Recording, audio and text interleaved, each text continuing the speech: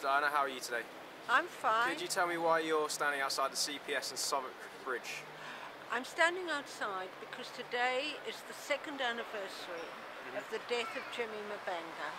Jimmy Mabanga was suffocated.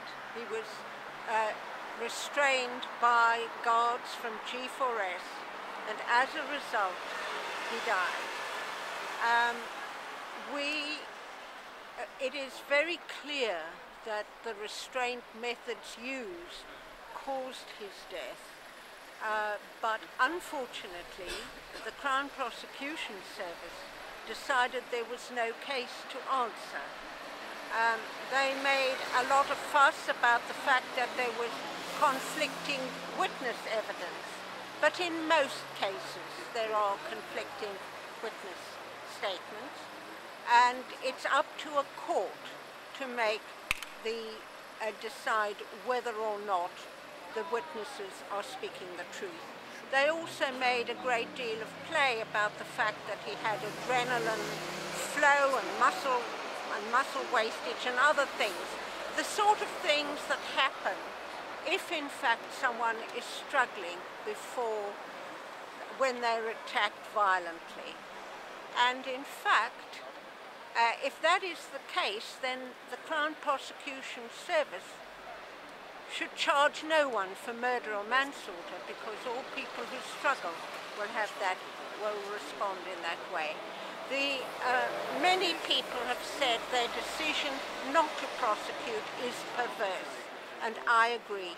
So we are reminding the Crown Prosecution Service that we do not agree with the decision that they have made, and we don't want people to forget Jimmy Mabanga, and so on the anniversary of his death we have come out to make our own protest.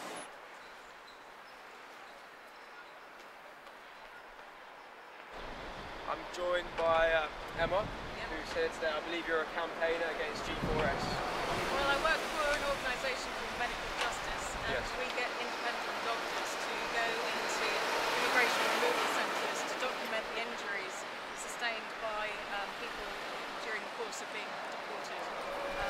And we documented hundreds and hundreds of cases with some very serious injuries, including people having a punctured lung, broken bones, and most crucially in the way that Jimmy died, apparently according to witnesses on the plane.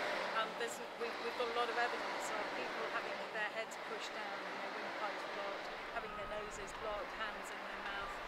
Really, really dangerous techniques, where there have been lots of warnings about these techniques from the Home Office to G4S and now Reliance, and from whistleblowers within those companies as well. But yet it still goes on, and we're still having to send doctors in and documenting all these injuries, so it's really annoying. What's your role within the organisation that you work for?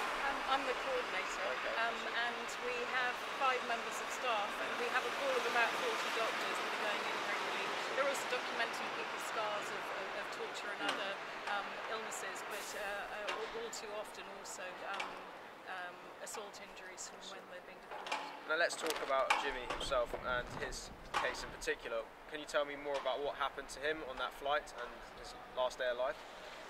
Well, it's a story where there are plenty of witnesses on the plane where he was crying out that they were restraining him, that they were killing him, but he couldn't breathe. And it seems that people around him basically just disbelieved him until he was dead.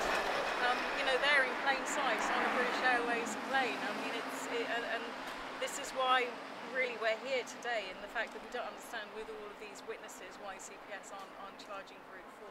But you know, it's really surprising that Jimmy was ever deported. He's a father with 5 children born in this country who now have status in this country. So it really begs the question why he was ever in immigration detention in the first place. I think he'd been in the UK for 12 years. I don't think that really serves any purpose to anyone. Any other further comments you'd like to add?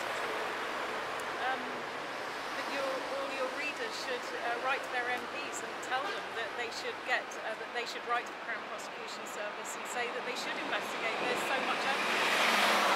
And a message to the CPS? Well, the various sort of reasons that they've given just just seem perverse, and we'd like them to review it and give us some honest answers.